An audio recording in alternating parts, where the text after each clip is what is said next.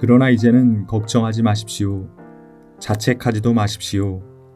형님들이 나를 이곳에 팔아넘기긴 하였습니다만 그것은 하나님이 형님들보다 앞서서 나를 여기에 보내셔서 우리의 목숨을 살려주시려고 그렇게 하신 것입니다.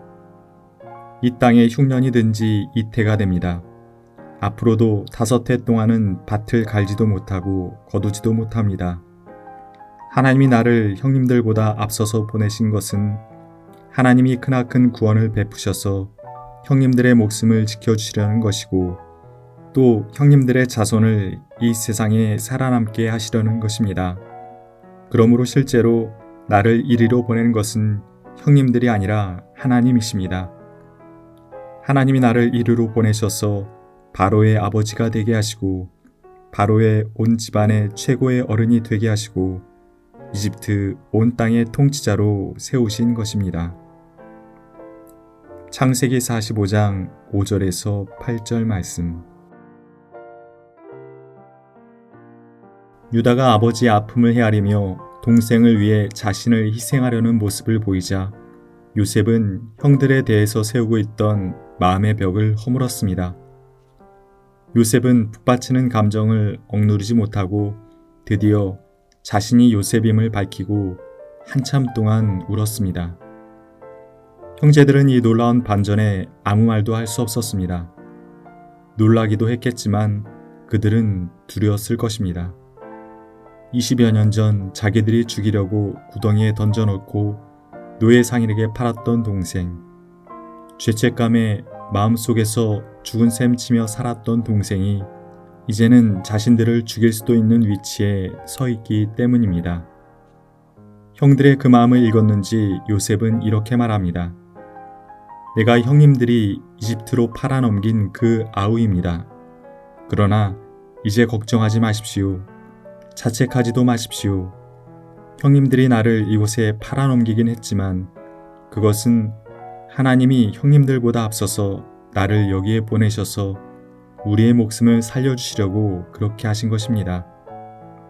형님들이 아니라 하나님이 나를 이곳에 보내셨다. 참 놀라운 말입니다.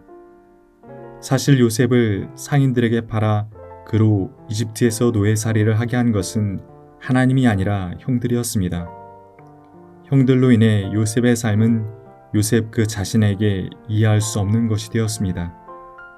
왜 자신이 족장 아버지의 사랑을 받던 아들에서 하루아침에 노예가 되고 또 죄수가 되어야 했는지 그 이유에 대한 대답을 찾을 수 없었을 것입니다. 고난이 우리를 힘들게 만드는 이유는 거기에 있습니다. 고난은 그 자체도 감당하기 쉽지 않지만 많은 고난은 그 이유를 찾기 어렵기에 우리를 더욱 힘들게 만듭니다. 요셉은 언제부터 형님들이 팔아넘김이라는 아픈 현실을 하나님이 보내심이라는 은혜로 고백하게 되었던 것일까요? 죄수였다가 한순간에 이집트의 총리가 되었던 순간부터였을까요? 아니면 20여 년 만에 만난 형들이 자신에게 엎드려 절하며 양식을 구하던 그 순간부터였을까요? 그도 아니면 지금 이 순간 자신도 모르게 입 밖으로 그 말이 나왔던 것일까요? 정확하게 알 수는 없지만 요셉은 자신을 팔아버린 형들에게 복수를 하고 싶다는 생각과 하나님께서 가족을 구원하시려 자신을 이 자리에 보내셨다는 생각 사이를 수없이 오갔을 것입니다. 앞장인 44장에서 요셉이 끝까지 형들을 테스트한 이유도 거기에 있다고 보는 게 맞을 겁니다. 옛날 그날의 상황과 비슷한 상황, 곧 형들이 동생을 버릴 수 있는 상황을 만들어 놓고 형들이 어떻게 반응하는지를 살핀 것입니다. 다행히 옛날과는 다르게 형들은 뉘우쳤고 동생과 아버지를 위해 자신을 희생하는 길을 선택했던 것입니다. 요셉은 형들의 뉘우침에 대해 용서로 화답했습니다. 형들을 향해 그 옛날에 자신에게 왜 그랬냐고 따지지도 않고 묻지도 않았습니다.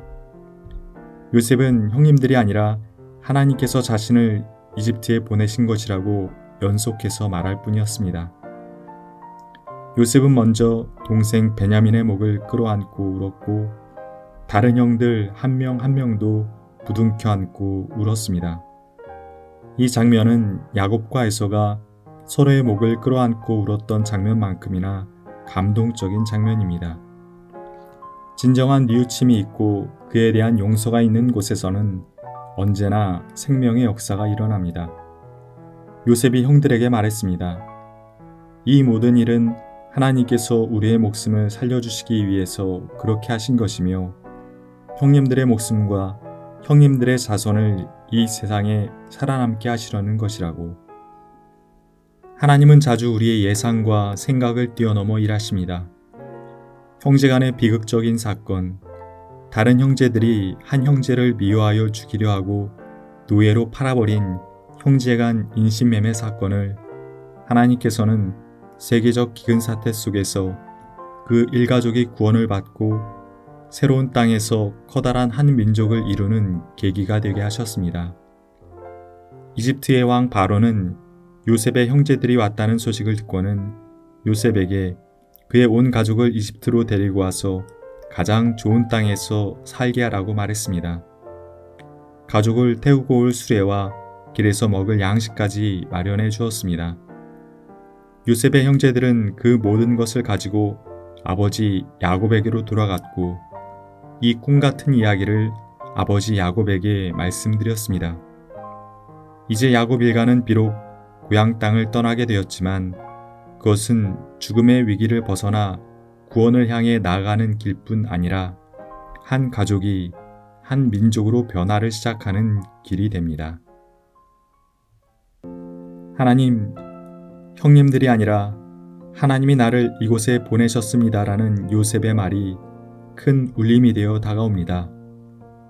요셉은 형들이 자신을 이집트에 팔아버린 아픈 현실을 하나님께서 생명을 살리시기 위해 자신을 이집트로 보내신 것이라고 고백했습니다. 자신의 아픔과 슬픔을 뛰어넘어 생명을 살리는 길을 선택한 요셉의 고백은 용서와 화해의 역사를 이루고 고난의 상황 속에서도 한 민족이 세워질 수 있는 근간이 되었습니다. 주님, 오랜 흉년이 들었던 옛날 그 땅처럼 오랜 재난에 고통당하는 이 땅을 불쌍히 여겨주십시오. 지금 이 시대는 먹을 것이 부족한 것이 아니라 뉘우침과 생명을 귀히 여기는 마음이 부족합니다. 주님, 부르심을 받은 이들이 먼저 자신의 삶을 깊이 반성하게 하시고 용서와 화해를 이루어가는 자로 서게 해 주십시오. 하여 죽음의 기운이 가득한 이 땅 위에서도 생명의 기운이 넘치는 하나님 나라를 세워가는 하나님께서 보내신 자가 되게 해 주십시오. 아멘.